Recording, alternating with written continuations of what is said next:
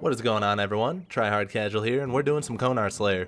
On this episode, we are killing Dagannoth in the Catacombs of Kourend. I will say if you have the option to kill them anywhere, then killing Dagannoth in the lighthouse is the best way to get experience rates if you're using a cannon.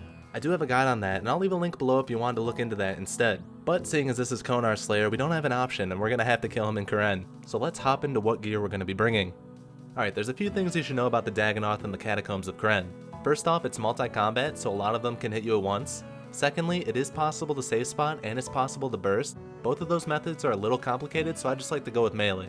Because I'm a higher combat level, I'm able to get away with just using max strength gear. I think for most accounts the best way to go is with melee prayer gear. I'm sure by now I left some options down on screen, so you should pick whatever you feel the most comfortable with. Talking about inventory, we really don't have too much to go over. For my spec weapon, I'm going to bring a Saradomin Godsword. If you don't have that, a Dragon Dagger is just fine. I'm also going to bring some lobsters with me just in case. We're going to have a super defense, super strength, super attack potions. I'm also going to have a bone crusher in my inventory. Not only is this good for a small amount of prayer experience, but whenever you're inside the Catacombs of Kourend, whenever you bury a bone, you actually get one prayer back. This is very useful if you're keeping preserve up the entire time, or if you want to practice melee offensive flicking. It's really a great place to do it. Beyond that, for some of the drops, we're going to have a gem bag and a seed box. They don't drop too many seeds or gems, so it's not necessary to bring these, but you might as well if you have them. In my rune pouch, I'm actually just going to have runes for Bones to Peaches. That's going to be the bulk of my healing since I'm not protecting from melee. This is probably one of the few tasks you won't actually need high alch on.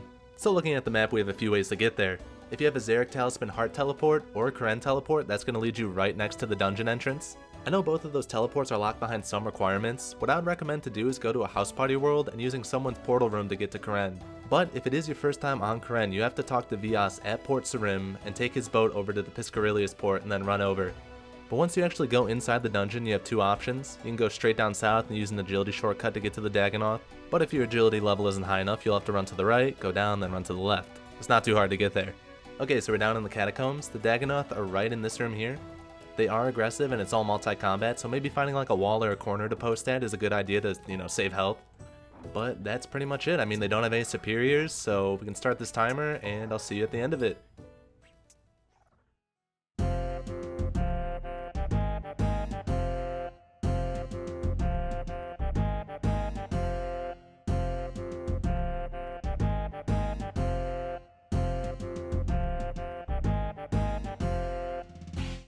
Okay, so that was not the most exciting task, but we're done after 26 minutes, which really isn't that bad.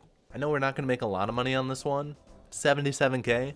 Normally you wouldn't get anywhere near that. I just got lucky with the Snapdragon drop. We actually didn't get any Brimstone keys, and I kind of stopped picking up stuff because it just wasn't worth it, picking up 40 gold here and there.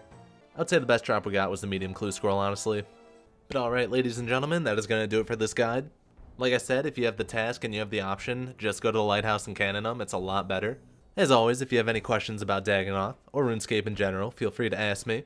That's it, there's not too much more to say on this one. So I hope all of you guys have a wonderful day, and I will see you on Friday for the next video.